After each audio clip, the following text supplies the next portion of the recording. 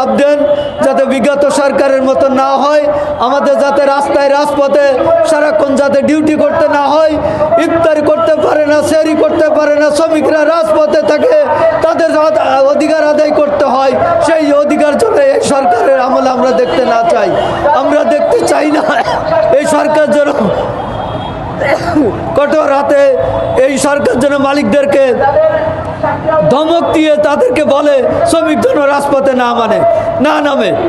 তাহলে সারা বাংলাদেশে যেখানে যেখানে গার্মেন্টস সেক্টর আছে এবং অন্যান্য সেক্টর আছে, সকল শ্রমিক যদি রাস্তায় নেমে যায়, আপনার সরকার সহ প্রশাসন কিচ্ছু করার থাকবে না।